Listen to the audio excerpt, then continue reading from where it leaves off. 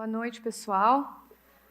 Bom, eu estou muito feliz de estar aqui para falar um pouquinho sobre autismo com vocês, né, que é um assunto que eu trabalho no laboratório já há alguns anos, é uma coisa que me fascina.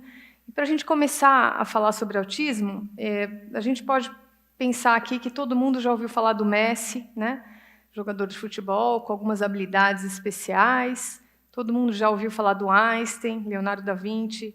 Então, todas essas pessoas eram autistas, né? Ou, no caso do Messi, ainda é autista.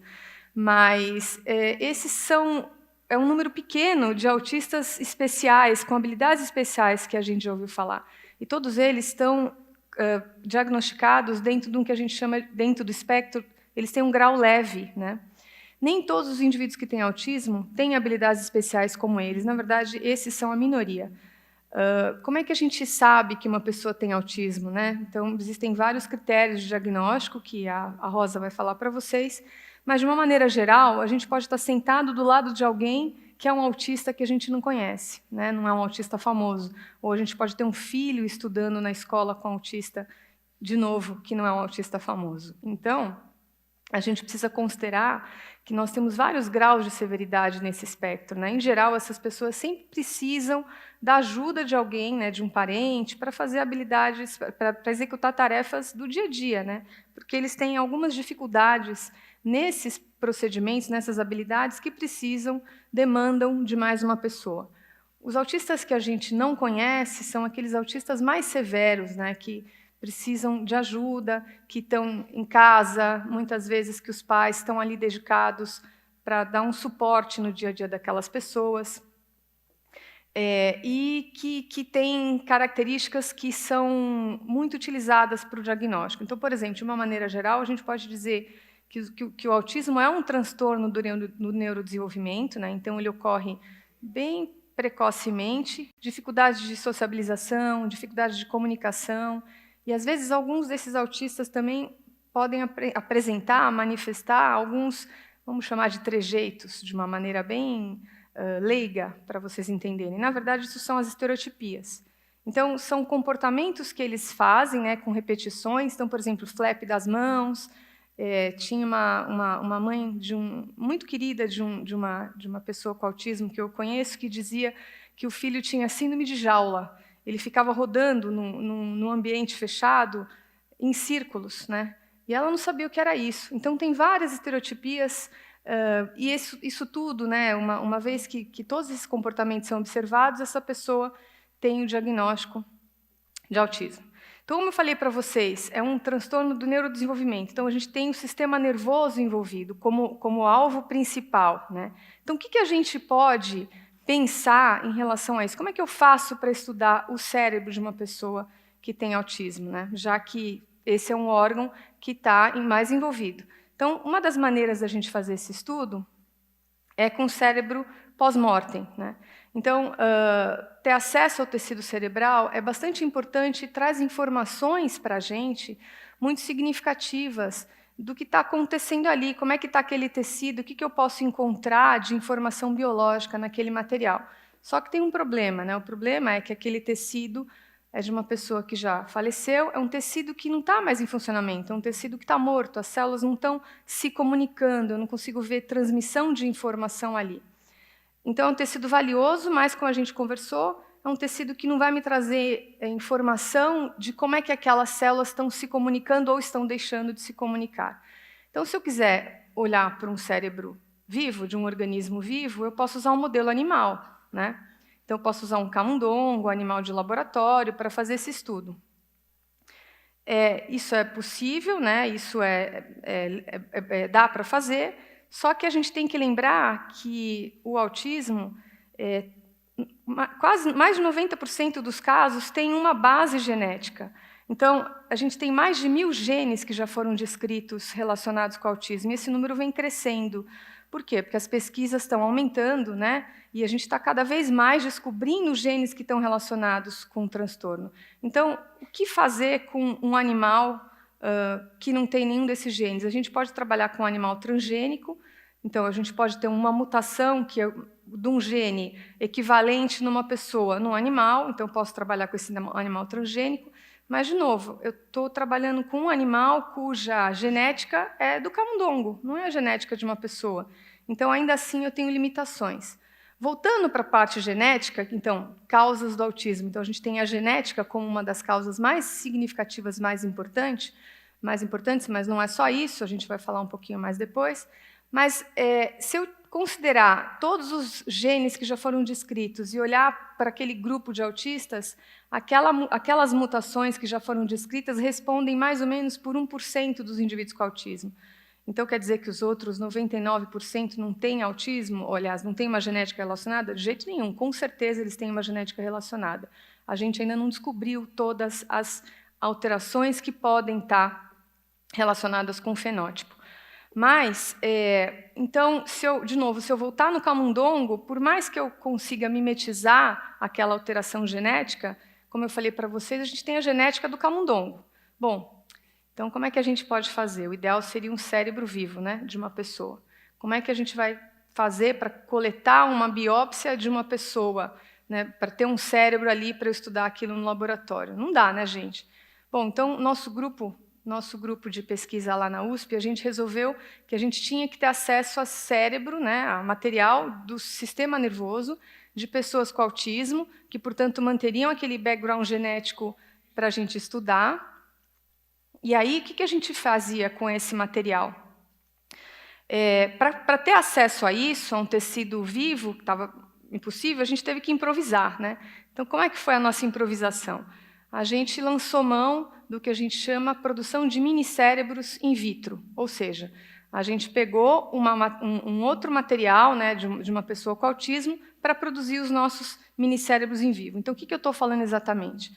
O material, né, o que a gente escolheu para produzir os nossos minicérebros foram células da polpa do dente de leite de crianças com autismo, né?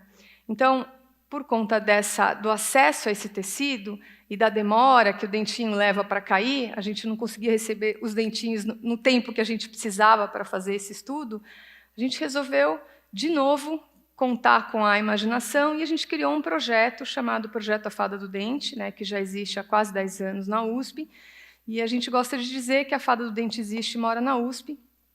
Então, a gente recebe os dentinhos de leite das crianças com autismo e usa esse material, ou seja, ele tem a genética de uma pessoa que tem autismo, a gente usa esse material para produzir os nossos minicérebros.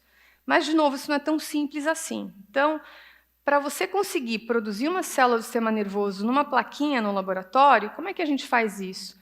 Então, teve um cientista japonês que, em 2006, inventou uma técnica, né, chamada reprogramação celular. Ele ganhou o Nobel de Medicina em 2012 com essa técnica, e a gente reproduziu a técnica dele no laboratório. Então, a gente pega vírus recombinantes, ou seja, a gente produz um vírus no laboratório, que não é um vírus que está na natureza, que vai causar uma doença.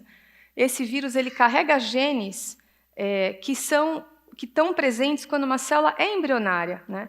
Então, a gente coloca, a hora que a gente põe esses vírus para infectar essas células que a gente tem no laboratório, essa célula ela começa a apresentar, a mostrar, a fazer com que os genes que ela recebeu, genes de uma célula embrionária, façam ela voltar no tempo e virar uma célula embrionária de novo. E, a partir desse momento, a gente tem uma célula então, que a gente induziu a ser pluripotente. Então, a gente chama essas células de pluripotentes induzidas. A partir desse momento, como todo mundo aqui já foi embrião, né?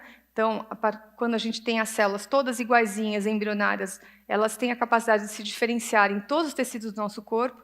A gente pegou essas células IPS e aí, depois de fazer essa reprogramação, é que começa a parte mais difícil do laboratório. Então, a gente consegue, utilizando essas células embrionárias, né, que são pluripotentes induzidas, a gente faz células progenitoras neurais, faz neurônio, né, e faz uma outra célula, chamada células da glia, que são como se fosse uma cola para os neurônios, né? Então, os neurônios colam em cima dessas células no cérebro e vão formando todas as camadas que a gente precisa para formar o nosso sistema nervoso. Esses nossos minicérebros, né, então, são modelos bidimensionais e tridimensionais, eles têm o tamanho de uma cabeça de alfinete, por exemplo, né? Não é um sistema muito grande, a gente tem isso numa placa de laboratório, e a partir do momento que a gente consegue produzir esse material, esses modelos, a gente começa a estudar os mecanismos. Aí vem a parte mais difícil. Então, tudo que a gente fez até hoje no laboratório para modelar isso, mostrou para nós, né, modelando os autistas severos, que os indivíduos com autismo, os neurônios funcionavam de uma maneira diferente. Então, eles tinham menos sinapses, que são aquelas estruturas que fazem uma célula falar com a outra. Então, a informação corre como se fosse um trenzinho. Então, esse trenzinho não corria de uma maneira igual a de um indivíduo neurotípico, controle, por exemplo. Outra coisa que a gente observou é que a forma deles se conectarem também não era da mesma maneira de um indivíduo neurotípico. Então, isso podia ajudar a explicar algumas coisas no fenótipo, como, por exemplo, dificuldade de cognição, habilidades cognitivas prejudicadas. Só que aí a gente já tinha visto isso num outro trabalho, que a gente tinha colaborado com um grupo americano, e a gente resolveu improvisar e usamos uma célula, a célula da cola, né, uma célula da glia chamada astrócito.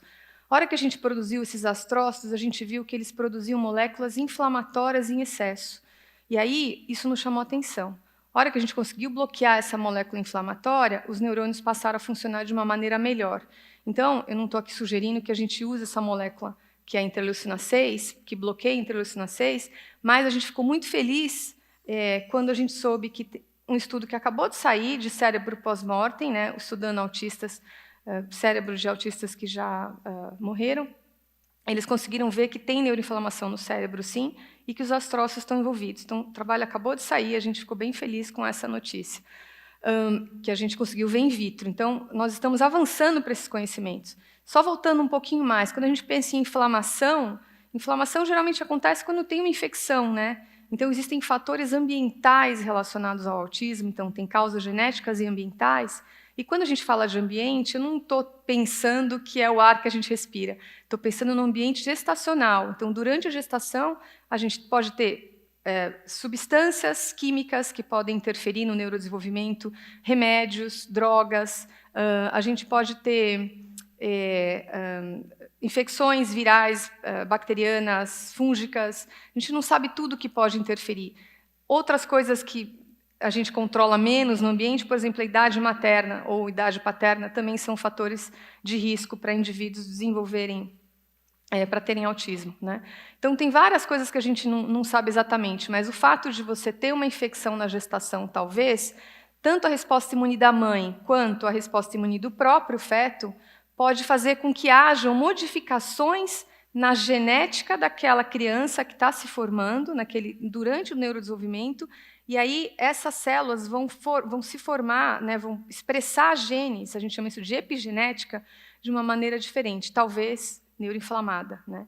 Então, o nosso laboratório agora está interessado em tentar entender essas causas que podem participar durante o processo gestacional, durante o neurodesenvolvimento, desde o momento embrionário ali até o período fetal, até o parto, para tentar entender que fatores que poderiam causar algum tipo de alteração ali que pudessem colaborar com esse perfil de neuroinflamação.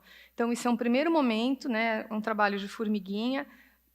Cientista trabalha todo dia, né, de uma maneira quase que incansável. A gente se empolga quando a gente acha algum resultado que possa explicar alguma coisa, mas é um trabalho que demanda muito. Então, às vezes, as pesquisas não correm na mesma velocidade que a gente gostaria.